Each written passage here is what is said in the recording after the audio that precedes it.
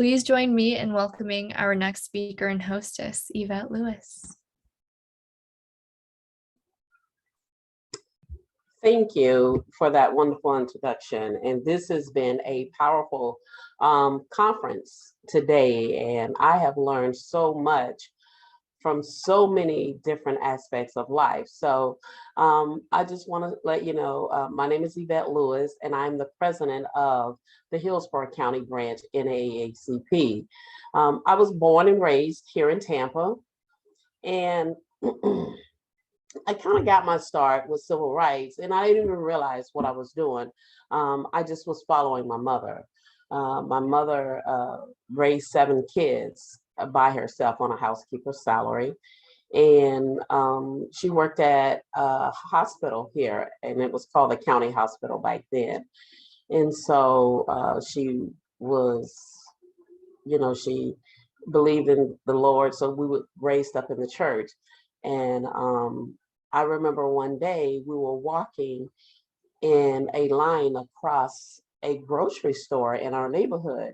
And our pastor said that we were not allowed to go shop there at that store at the time. So I'm not quite sure. I wasn't quite sure as a little girl what was going on. And I couldn't figure it out, what was happening. And I would ask my mother, and I said, well, Mama, what we're doing? And so she said, just come on, just keep going. We just got to do this.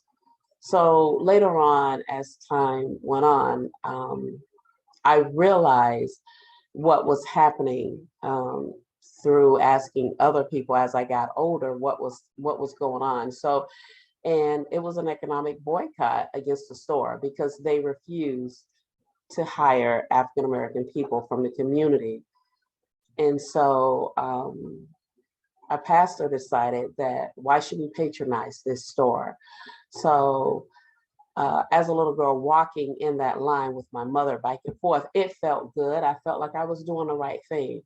My mother would take me many places, and I would hear many speeches and many things. And so it just felt good. It felt like I was in the right place.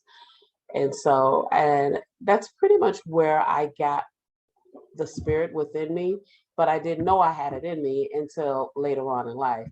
I remember going to grocery stores in my neighborhood, and I would always see the NAACP registering people to vote. And I said I could not wait to get of age so I can register people to vote as well. And that's what I wanted to do. So it was, and it just kept me going and going and going. And so my mother inspired me a lot, and she molded me a lot of ways.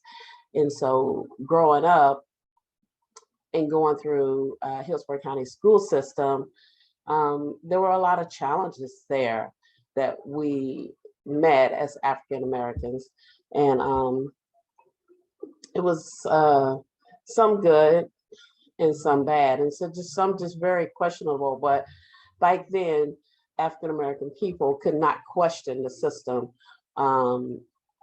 without representation. So it was really difficult, and a lot of the things that my mother really didn't understand what was going on as well. So she just knew that we had to go get an education, and that's what we knew what we had to do. So at this point, went on to school, graduated from Chamberlain High School.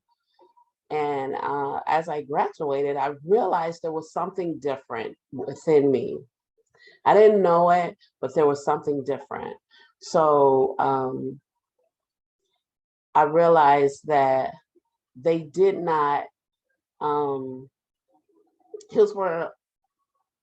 So I decided I wanted to go off to college. And when I went off, I went to University of South Florida, and I said, I want to go to University of South Florida, and I want to go to school. So they were asking me, they said, well, did you take this, and this class? How many classes did you take? So at this point, I didn't have all of these prerequisite classes. I didn't have any of those classes. So they told me that I could not enter in the college at that time. So I turned around and went back home, and I had caught the bus there. And I remember that bus ride was like the longest bus ride I had ever had. And I just felt like I had failed my mother, because out of 7 kids, I was the only one that was going off to college and that had that desire to do that.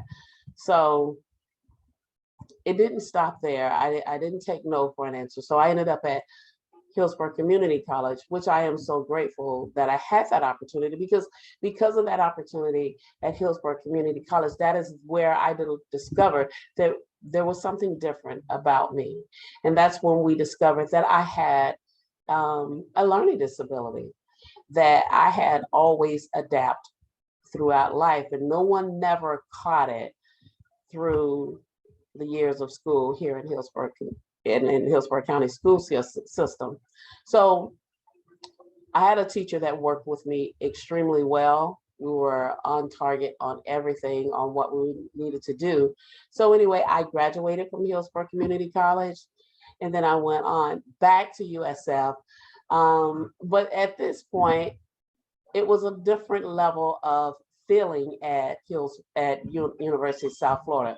So what I decided at University of South Florida, this was not the college for me. So I decided to go to a HBCU, Florida A&M University. So I went to Florida A&M University, and at that time, I completed my college degree.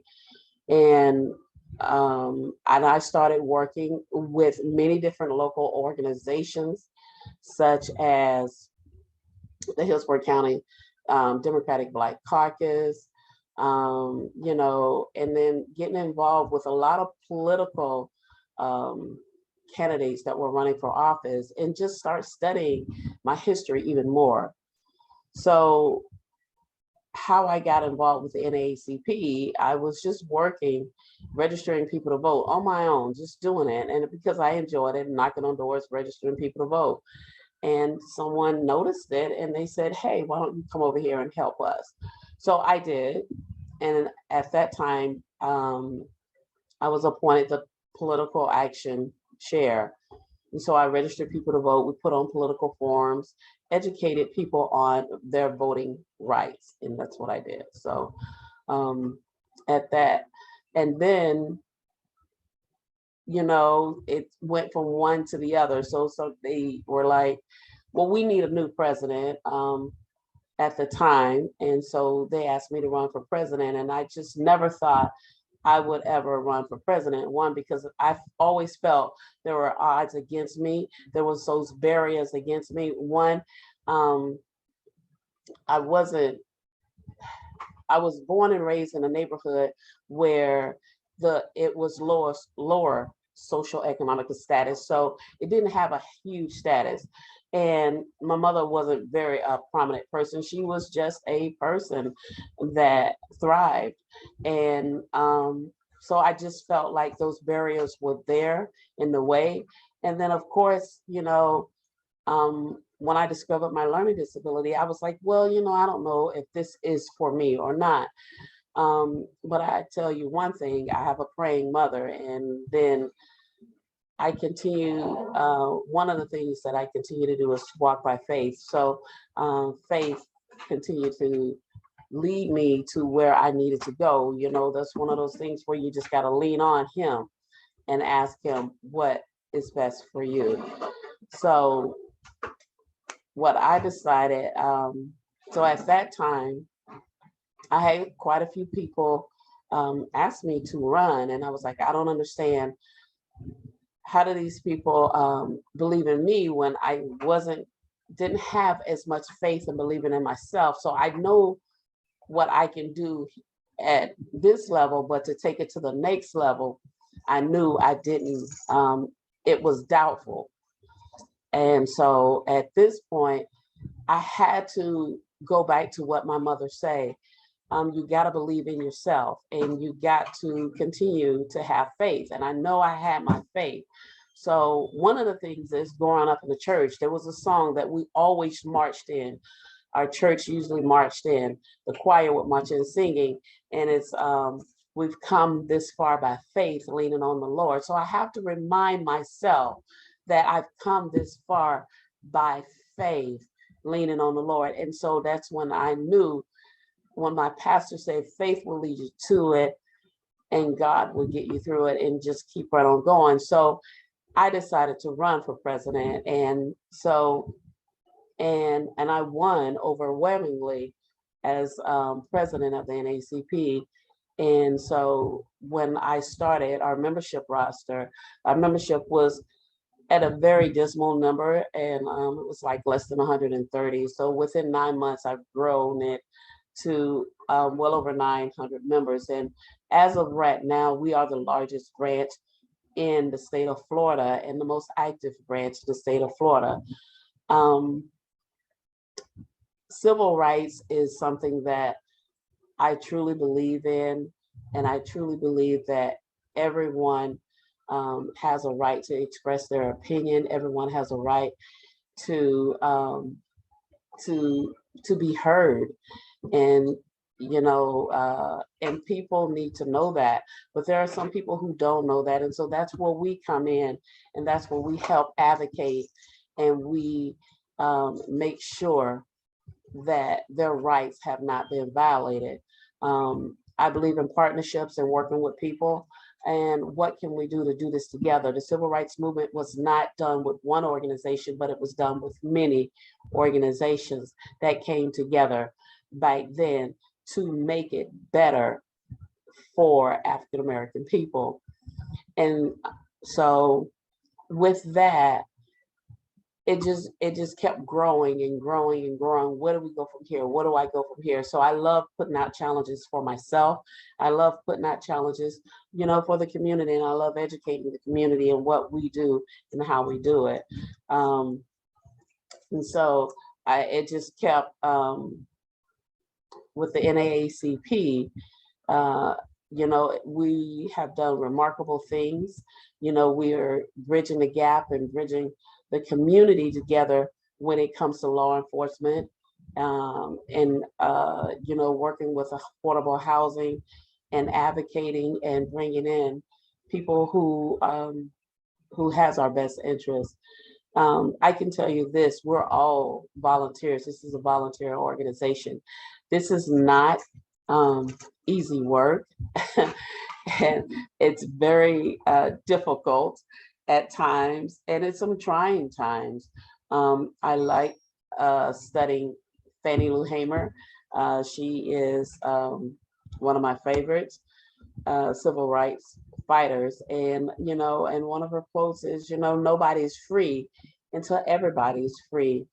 And then I think the best one of all is, is when I'm sick and tired. I'm sick and tired of being sick and tired. So those are some great words by Fannie Lou. So I try to live my life by that. And one thing my mother always taught me is let my work speak for itself.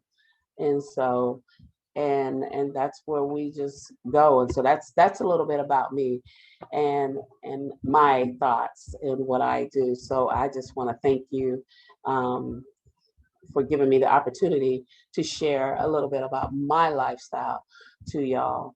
And anybody who's welcome to give me a call, they can reach out to the branch. Thank you.